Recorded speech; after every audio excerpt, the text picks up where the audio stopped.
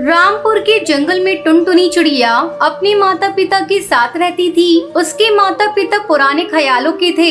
एक दिन टुनटुनी चिड़िया स्कूल से पढ़कर घर आई तो उसकी माँ सुंदरी कौवी उससे कहती है, बिटिया कल से तेरा स्कूल जाना बंद। माँ, मेरा स्कूल जाना बंद क्यों होगा? कल से मेरी परीक्षा शुरू होने वाली है। टुनटुनी चिड़िया, मैंने तुझसे एक बार कह दिया ना, कल से तुझे स्कूल जाने की कोई जरूरत नहीं। कल तुझे देखने तेरे ससुराल वाले आ रहे हैं और अगले हफ्ते शादी है, इसलिए तू अब से घर में रहेगी। लेकिन माँ, अभी तो मैं बहुत छोटी हूँ। आप लोग मेरी शादी करना क्यों चाहते हैं? मुझे अभी शादी नहीं करनी, मुझे तो पढ़ना है। अरे करमजली, जरा धीरे बोल। तेरे पिताजी ने अगर सुन लिया तो तेरे टुकड़े टुकड़े करके फेंक देंगे। अब जाकर जल्दी से हाथ मुंह धो ले। मैं तेरे लिए भोजन परोस रही हूँ। आज मैंने तेरी मनपसंद की पनीर की सब्जी और रोटी बनाई है। और हाँ, रात को पहले हल्दी और चंदन की उपटन लगा लेना, इससे चेहरे पर रौनक आ जाएगी। माँ, ऐसा मेरे साथ क्यों कर रही हो? क्यों मेरी दुश्मन बन गई हो? किसी तरह मेरी शादी होने से रोक लो माँ, मैं तुम्हारे आगे हाथ जोड़ती हूँ।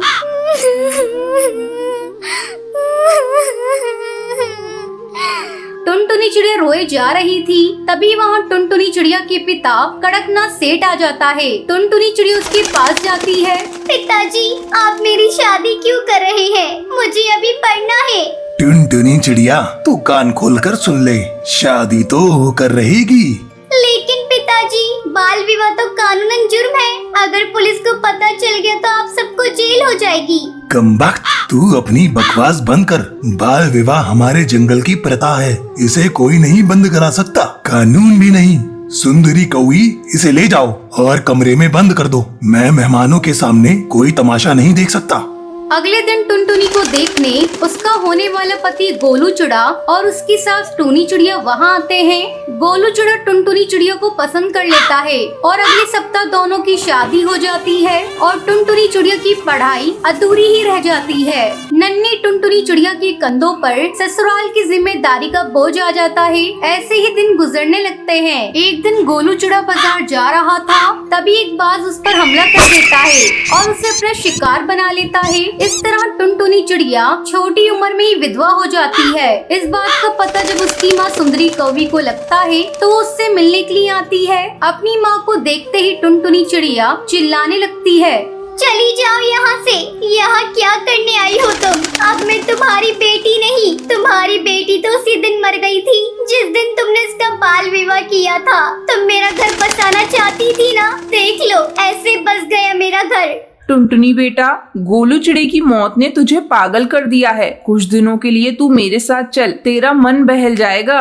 नहीं माँ, मुझे कुछ नहीं हुआ, तुम यहाँ से जाओ। मैं अपनी माँ जी को छोड़कर कहीं नहीं जाऊंगी। टुनटुनी बहू, जब तेरी माँ कह रही है तब कुछ दिनों के लिए अपने मायके चली जा।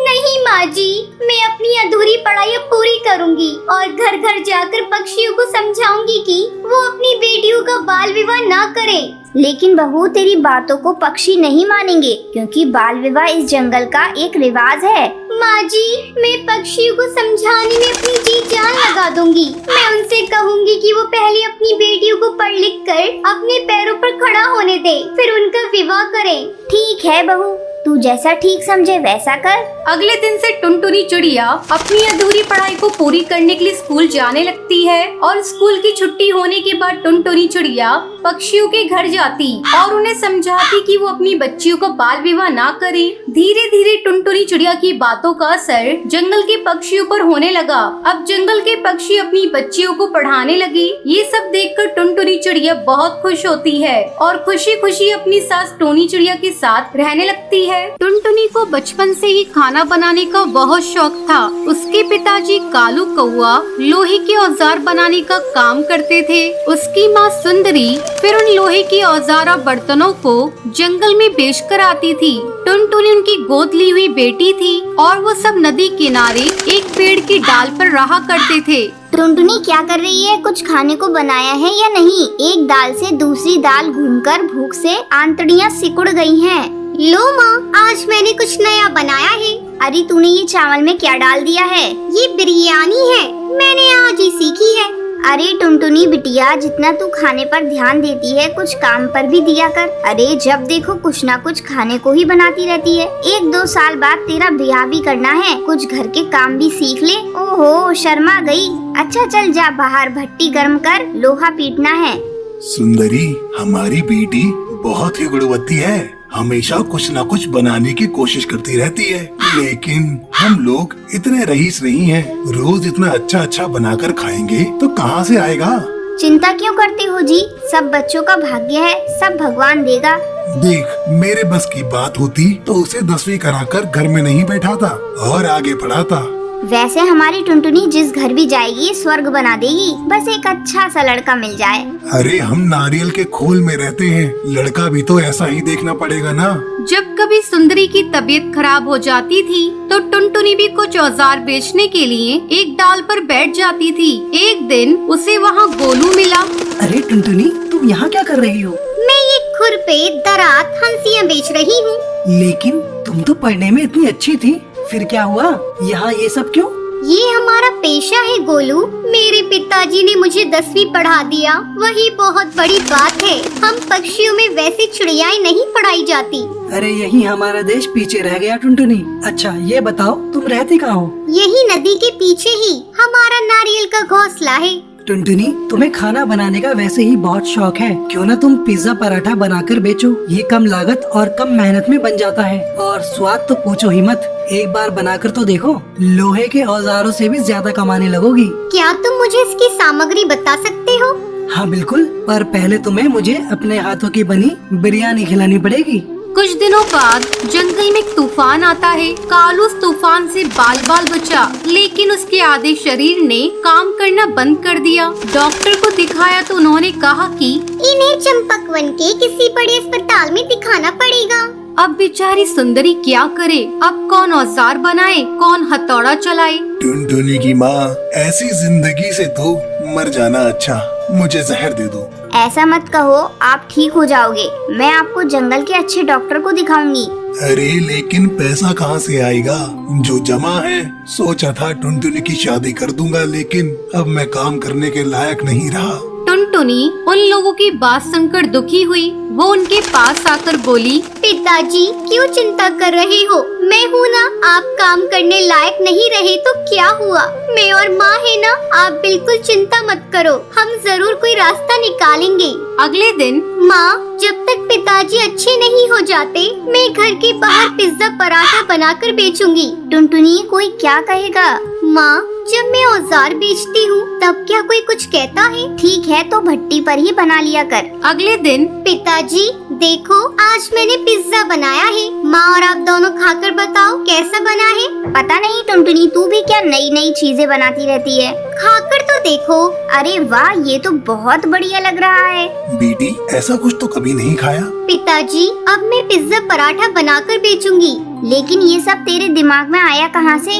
माँ, मुझे ये सलाह गोलू ने दी। ये गोलू कौन है बेटा? माँ, गोलू स्कूल में मेरे साथ पढ़ता था। अब टुनटुनी लोहे की औजार की जगह पिज्जा पराठा बनाने लगी। जो एक बार उसके यहाँ पिज्जा खा लेता था, वो अपने आसपास के सब पक्षी से उसकी तारीफ करता। टुनटुनी के पास दूर दूर से पंछी पिज्जा खाने के लिए आने लगे। अब उसके गरीबी के दिन जा चुके थे। सबसे पहले वो कालू को लेकर जंगल के बड़े अस्पताल में गई। ये बिल्कुल ठीक हो जाएंगे, लेकिन दवाइयाँ महंगी होंगी। कोई बात नहीं सर, बस मेरे पिताजी ठीक हो जाए, आप दवाइयाँ लिख दीजिए। माँ, इस पिज्जा ने तो हमारी जिंदगी ही बदल दी। माँ, मैं जंगल में पिज्जा हट बनाना चाहती हूँ। ठीक है टुनटुनी, जैसा तुझे सही लगे वैसा कर। टुनटुनी ने अपना पिज्जा हट खोला। वो दिन रात तरक्की करने लगी। जैसे जैसे आमदनी बढ़ती रही, टुनटुनी ने सबसे पहले अपने लिए एक पक्का घोंसला खरीदा। अब वो नारियल के खोल वाली टुनटुनी नहीं, कोठी वाली टुनटुनी थी।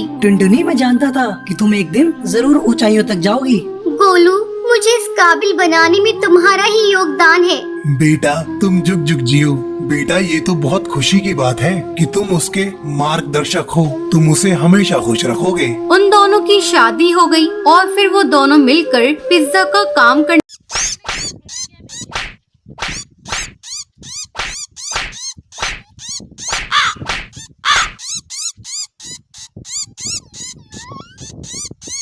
एक समय की बात है, सुंदरवन जंगल में टुनटुनी चिड़िया अपनी सौतेली बहन पिंकी चिड़िया और अपनी सौतेली माँ रानी चिड़िया के साथ रहा करती थी। टुनटुनी की माँ टूनी चिड़िया की मौत कुछ महीनों पहले एक सांप के काटने के कारण हो गई थी।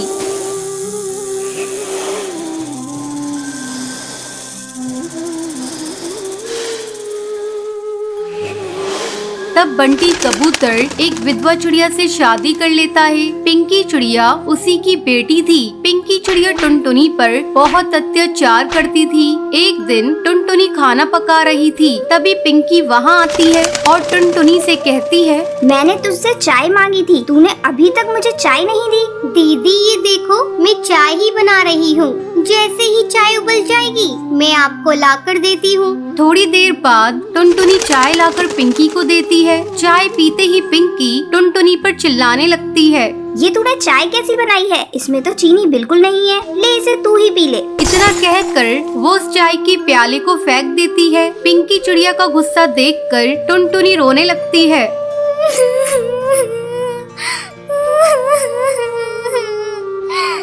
टुनटुनी की रोने की आवाज सुनकर रानी चिड़िया वहाँ आती है। तब टुनटुनी रोते हुए उससे कहती है,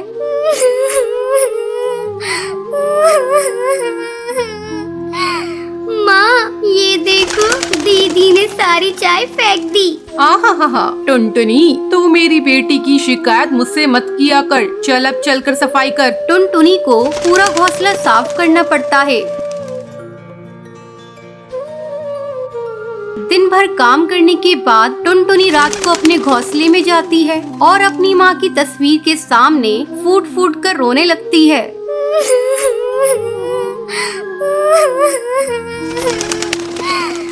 माँ तुम मुझे छोड़कर कहाँ चली गई? पिंकी चिड़िया मुझे बहुत सताती है। पापा भी अब मुझसे पहले की तरह प्यार नहीं करते। वो रोते रोते सो जाती है। अगले दिन पिंकी चिड़िया स्कूल जाने के लिए तैयार हो रही थी। अरे महारानी, मेरा स्कूल ड्रेस कहाँ है? तूने प्रेस तो कर दिया है ना? पिंकी की चिल्लाने की आवाज सुनकर टुनटुनी वहाँ आती है और कहती है, नहीं दीदी, कल मेरा हाथ रोटी बनाते समय जल गया था, इसलिए मैं प्रेस नहीं कर पाई। तू खा खा कर मोटी हो गई है, तुझे चर्बी चढ़ गई है, अब तुझसे कोई काम नहीं होता। माँ इसे अभी इसी वक्त घर से बाहर निकालो, अब ये हमारे किसी काम की नहीं। तब रानी चिड़िया पिंकी से कहती है, बेटा अगर हम लोगों ने इसे घर से बाहर निकाल दिया तो इसका बाप हम लोगों को भी घर से निकाल देगा। इसका दूसरा इलाज है मेरे पास। इसी तरह कुछ दिन गुजर जाते हैं। अब रानी चिड़िया टुनटुनी को खाने के लिए बहुत थोड़ा सा खाना देती थी। धीरे धीरे टुनटुनी कमजोर होती जा रही थी। एक दिन रानी चिड़िया टुनटुनी से कहती है, टुनटुनी जा कुएं से पानी भर ला, पीने का पानी खत्म हो गया है। माँ मैं कुएं से पानी कैसे निकालूंगी? मैंने कभी कुएं से पानी नहीं निकाला, मैं कुएं में गिर जाऊंगी। तू डरती क्यों है? तेरे साथ पिंकी चिड़िया भी जा रही है। हिम्मत करके टुनटुनी पानी भरने के लिए कुएं पर जाती है। जैसे ही वो कुएं से पानी निकालने लगती है, पिंकी चिड़िया उसे कुएं में धक्का देने के लिए जाती है। पिंकी चिड़िया का बैलेंस बिगड़ जाता है और वो कुएं में गिर जाती है।